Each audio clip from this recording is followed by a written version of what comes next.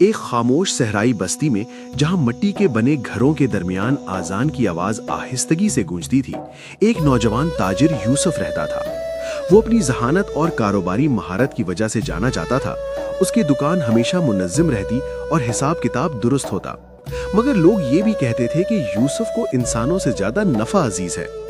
एक शाम मगरिब से कुछ पहले एक बूढ़ा मुसाफिर यूसुफ की दुकान में दाखिल हुआ। उसके कपड़े बोसीदा थे और चेहरा तवील सफर की थकन से भरा हुआ था।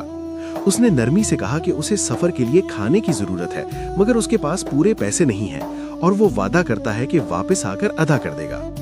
यूसुफ ने उसे गौर से देखा, कुछ लम्हे सोचा, फिर दिल नरम पड़ गया और उसने कहा कि जो चाहिए ले लो, जब अल्लाह आसानी करे तो अदा कर देना। बूढ़ा मुसाफिर मुस्कुरा दिया और जाते हुए एक छोटी सी चरमी थैली काउंटर पर रख दी। उसने कहा कि ये एक अमानत है और इसे संभाल कर रखना। यूसुफ ने इस बात में सर हिलाया और उसे एहतियात से महफूज कर लिया। वक्त गुजरता गया, दिन हफ्तों में और हफ्ते महीनों में बदल गए, मगर वो मुसाफिर वापस ना आया। एक रात जब दुकान बंद थी और यूसुफ अकेला बैठा था, उसके दिल में तजस्सुस और वसवसा पैदा हुआ। उसने सोचा कि अगर इस थैली में सोना हुआ और अगर वो मुसाफिर कभी वापस ना आया तो। इसी सोच के तहत उसने थैली खोल ली। अंदर चंद चांदी के सिक्के और एक तय किया हुआ कागज था। जब उसने वो पर्ची पढ़ी तो उसके दिल पर गहरा असर हुआ, क्योंकि उस पर लिखा था कि अल्लाह सब कुछ देख रहा है और माल खत्म हो जाता है मगर अमानत हमेशा बाकी रहती है। ये अल्फाज पढ़कर यूसुफ को सख्त शर्मिंदगी महसूस हुई। उसने फौरन थैली बंद कर दी और दिल में नदामत के साथ वापस रख दी।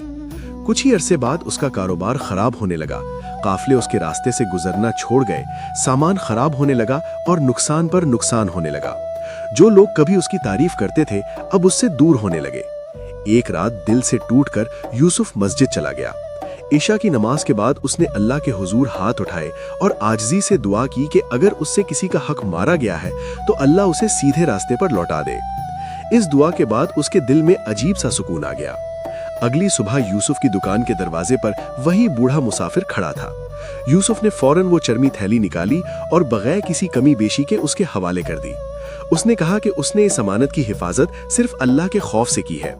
बूढ़े शख्स ने मुस्कुराकर बताया कि ये माल नहीं बल्कि एक इम्तिहान था और वो खुद भी ताजर था जो यूसुफ की दयानतदारी को देख रहा था। इसी दिन के बाद यूसुफ की जिंदगी बदल गई। काफले दोबारा आने लगे, रिस्क में बरकत हुई, मगर सबसे बड़ी तब्दीली उसके दिल में आई। अब वो कामयाबी को नफे से नहीं बल्कि अमानत और दयानत से नापता था।